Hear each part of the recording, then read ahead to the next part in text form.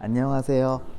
닥터 리프팅입니다. 오늘은 제가 반영구 이중고정 리프팅, 녹지 않는 실을 꽤 쓰는 편인데 녹지 않는 실에 관한 불안함에 관해서 말씀을 좀 드리려고 해요. 우리가 녹지 않는 실을 선택하는 이유는 두 가지죠. 더 강한 효과와 더 긴 유지기간. 하지만 녹지 않는 게 얼굴에 들어가니까 그거에 관한 불안감이 있죠. 내 얼굴형이 마음에 들지 않게 변했는데 녹지 않아서 너무 오래 가면 어떡하나 이런 걱정도 있고, 나중에 얼굴에서 무슨 문제를 일으키지 않을까, 이런 게 제일 큰 걱정이죠. 녹지 않는 실은 과연 얼굴에서 정말 녹지 않는가, 어떻게 되는가에 대해서 일단 간략하게 말씀을 드리면, 녹지 않는 실은 얼굴 안에서 녹지는 않습니다. 얼굴 안에서 녹는다는 의미는 그게 가수분해가 돼요. 하지만 녹지 않는 실은 녹진 않지만 대신에 조직 안에서 닳아요. 그래서 점점 작아지는 건 있어요. 물론 우리 조직이라는 게 살아있기 때문에 안에 들어가 있으면 이렇게 조직이 둘러싸면서 융화가 되고 조직 일부가 되는 것처럼 이렇게 늘어붙죠. 그게 심하면 유가종이라고도 하긴 하지만, 일단 녹지 않는 실은 녹지는 않지만 약간 닳아서 작아진다라는 거. 하지만 그래도 걱정이 되죠. 그러면 우리가 걱정되면 걱정을 줄이기 위해서 선택할 수 있는 방법은 많이 넣지 않는 거예요. 그래서 실을 어떻게 넣느냐, 어떤 방식으로 넣느냐가 중요합니다. 그래서 상담 때 어떻게 얼마나 들어가나요를 꼭 확인하셔야 돼요. 반영구 이중고정 같은 경우는 정확히 말하면 이렇게 들어갑니다. 갈고리로 걸어서 올려서 얼굴 전체를 덮는 게 아니라 그건 녹는 실이고요. 여기에 근막과 여기에 근막을 이렇게 올가미처럼 묶어주는 역할을 해요. 그러니까 실이 또아리처럼 이렇게 들어가서 묶이는 거죠. 그리고 얼굴에 움직이는 얇은